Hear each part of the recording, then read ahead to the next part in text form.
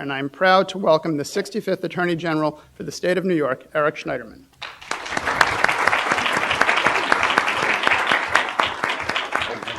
Thank you. Thank you. Thank you, Dean Kroll, for that generous introduction, and thank you for your service to the city and the work you do now to prepare our next generation of great lawyers. And let me acknowledge some others here who embody our aspirations for reform, including the evening's panelists, my friend Richard Bufault of Columbia Law School, my colleague and friend, former Assemblymember Richard Brodsky, now at Demos, and Jennifer Rogers of the Center for the Advancement of Public Integrity.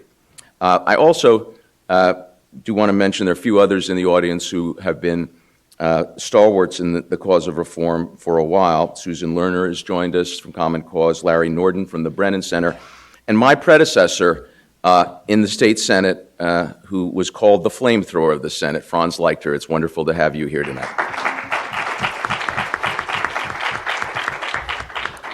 So, no group is more closely associated with the successful reforms of government over the last 100 years than Citizens Union. There is no better place to speak about the opportunity and challenge of this moment for what I believe is truly an emerging reform movement in New York than at a Citizens Union forum. And I'm grateful to Dick Dady for his leadership, and I applaud him and all the members of Citizens Union for your proud record of accomplishment.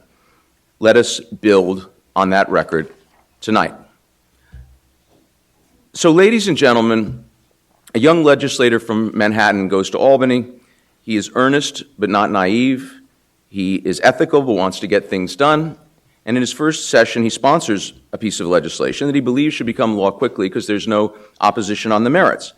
The bill also happens to be important to some wealthy corporate interests. He moves to bring the legislation to the floor, and the bill faces delay after inexplicable delay. The young legislator is sidelined. His colleagues in the legislature withhold their support for the bill, waiting for the money to flow, and flow it does. Contributions to individual legislators and party organizations made by the corporate interests that stand to benefit. At the end of the session, when bills pass by the dozen overnight, utterly devoid of sunlight, figuratively and literally, this legislation slips into the pile passed by both houses with no public notice and no meaningful opposition. The system has worked for the legislators and party committees, but the bewildered young legislator feels that for the public and for the public interest, the system has utterly failed. I entered the state Senate in 1999 and served there until 2010 when I was elected Attorney General. I saw a lot of things in Albany that appalled me. I rebelled and had my district redrawn, and every one of my bills killed for years as a result of that rebellion. But the young legislator in the story isn't me. It's Theodore Roosevelt when he took his seat in the State Assembly in 1882. Corruption has been a feature of government in the Empire State for a long time. The reporter and historian Paul Grundle tells of a $1,000 bill run up in 1779 by the governor, a judge, and two Indian affairs officials for luxurious meals and lodging at an Albany tavern, which Grundle calls the original per diem abuse. And, of course, the New York State legislator, George Washington Plunkett, literally wrote the book on political corruption. Plunkett of Tammany Hall, a series of discussions recorded by journalist William Reardon at the beginning of the 20th century.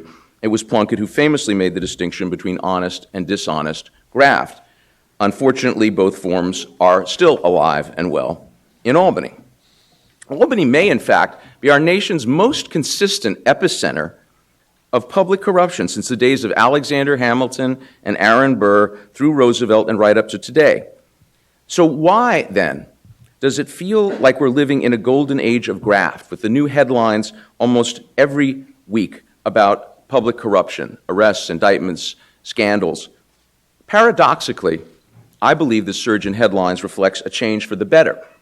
It's not that people in Albany are more corrupt than ever, it's that we have more and more vigorous cops on the beat than we've ever had before. This current wave of investigations was begun by the United States Attorney for the Southern District of New York, Preet Bharara, who has done New Yorkers a great service. But this work is also being done by other federal prosecutors, and I am very pleased to say, by the Office of the Attorney General of the State of New York. By way of background, the Attorney General's office does not have original jurisdiction over public corruption cases. To prosecute these cases, my office has to get a referral from another executive agency. I've asked Governor Cuomo to grant a general referral, a standing order to investigate and prosecute any case of public corruption, which he supported when he was Attorney General, and which, as governor, he could grant me with the stroke of a pen. My request was denied. And so we took an alternative route, working with our great state controller, Tom DiNapoli, who also has the ability to refer cases to my office. We devised an unprecedented approach that helps overcome this jurisdictional barrier. In 2011, Controller DiNapoli and I formed Operation Integrity, a first of its kind joint task force which uses the controller's power to refer cases involving abuse of public funds to me so that I can prosecute and investigate as Attorney General. This effort has led to more than 60 cases since in the last 3 years, including the indictment of members of the Assembly, member of the New York City Council, the conviction of a sitting state senator, and local officials around the state. This is something that is unprecedented, and I'm very proud to have built the most active public integrity bureau in the history of our office. But ladies and gentlemen, at the end of the day, more cops on the beat will never be enough. Prosecutors can only respond to the symptoms of a very, very sick system. My fellow reformers, we have to cure the disease, and to do so we must break a pattern in which scandal is followed by outrage, as the dean noted, which is followed by reforms that largely tinker at the margins and a press conference declaring that the problem has been solved, which in turn is followed by a quelling of the outrage, which ultimately is followed by another scandal. Just consider, New York State enacted ethics reforms in 2005 and 2007 and 2011 and again last year.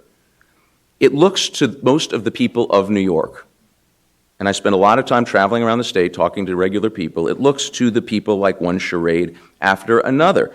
Sadly, every time incremental reforms have been called sweeping or groundbreaking, billed as a solution to the problem, those words have been proven false.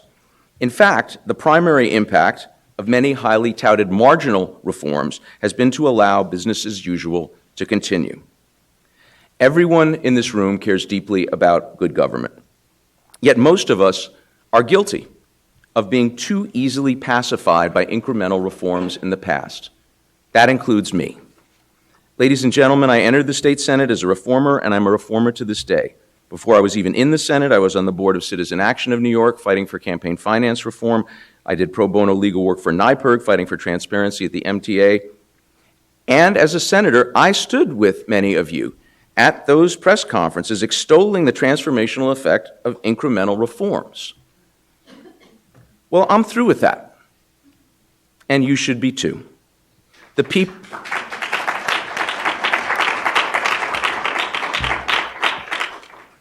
people of this great state demand comprehensive fundamental reform. They deserve nothing less, and they will accept nothing less. The cases brought by my office and other prosecutors show the path forward if we fail to embrace real reform. More prosecutions and further erosion of public corruption. That is one option. The only other option is to channel public outrage at the ongoing corruption scandals into a movement for comprehensive reform. We have done this before in New York, and we can do it again. And there are many reasons for our colleagues in state government to enact transformational reforms right now. So let me spell out what I believe that would actually look like, and as the dean said, let's get people a little bit outside of their comfort zone. First, allowing legislators to have outside jobs invites corruption and the perception of corruption. Revising and revising again our system for disclosure of income has proved to be a diversion. Just look back to the joint press release trumpeting the 2011 ethics reform package. You will read about its, quote, unprecedented transparency, end quote, and, quote, strict disclosure requirements, end quote. Well, it really wasn't true then, and it isn't true now. But to me, the solution is just as clear. Outside employment income must be banned. Ladies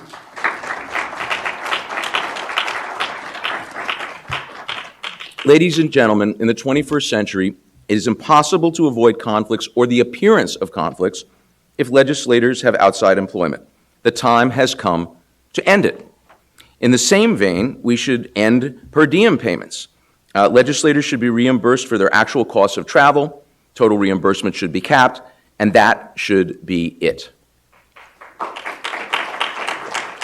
Second, to make these reforms work, we have to focus on making public service a profession that our best, brightest, and most honest citizens want to undertake. John Adams famously beseeched his son to enter public service, saying, "If honest men refuse it, others will not." So to attract the best people in government, building on New York's great legacy of outstanding public servants, we have to accompany a ban on outside employment with a very significant salary increase for legislators. I would propose a salary for state legislators that is between what the New York City Council and members of Congress are currently paid, and it should automatically be subject to cost of living increases going forward. This will remove future pay raises from the vicissitudes of Albany sausage making, which treats legislative pay as nothing more than a bargaining chip at the end of every other legislative session. How else do we attract good people into government? Not by weakening reform, but by strengthening it. The same things that will make the legislature a small d democratic institution are the same things that will make it a more attractive career path. A decade ago, a report from the Brennan Center called New York's legislature the most dysfunctional in the nation. And this finding was based in no small part on the dictatorial control that legislative leaders exerted on the process. Since then, very little has changed. It's time to loosen the grip, to move power from the leaders to the members, as many other legislatures have done. Make committees meaningful parts of an open legislative process, and make funding for legislative staff and offices and committee assignments more equitable among members. Give individual legislators more power, and more good people will want to be legislators. And let me make an even more radical suggestion. A game changer that would require a constitutional amendment, but that I would support as a part of a real reform package, including the things that I'm outlining here today. Each legislative term should be 4 years long instead of 2. Ending the 2-year cycle, where legislators are engaged in nonstop re-election, fundraising, and campaigning, will attract more high-quality candidates into government, and it will give the legislature breathing room to focus less on each coming election and more on the serious work of governing. Third, we can't address reform without dealing with the stranglehold that political contributions have on our government. The way we regulate campaign finances in New York provides a wide open door for legalized corruption, a modern-day version of Plunkett's honest graft. And reform is long overdue. The public matching funds and disclosure system has worked well in New York City and in other jurisdictions. It is time to bring public matching funds to New York State elections.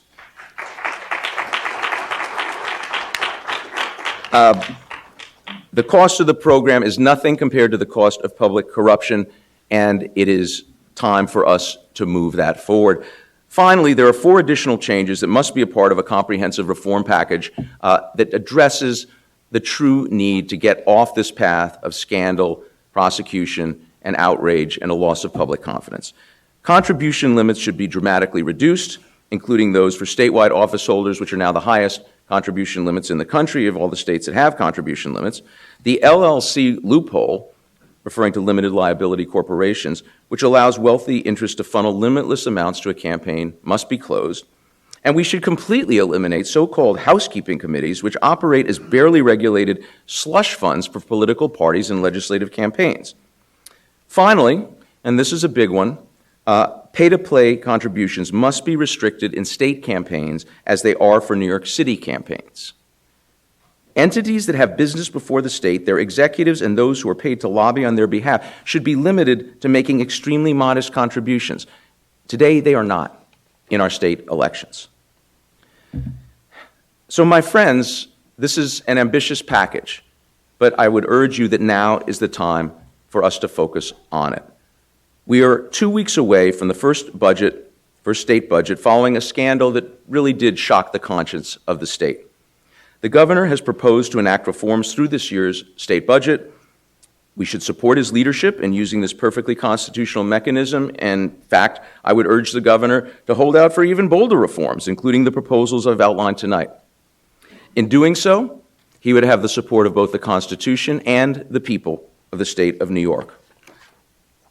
But ladies and gentlemen, and it's very fitting that we're here at a Citizens Union Forum to focus on this, because this moment in New York's history, this moment of conscience-shocking scandal must be a moment that leads to truly transformational reform. Let us commit ourselves to a new 21st century reform movement, building an edifice of reform on the rubble of scandal. And as I noted earlier, we have done this before in New York. Actually, Dick, you all have done this before in New York. And I would call your attention to what happened in the 1930s.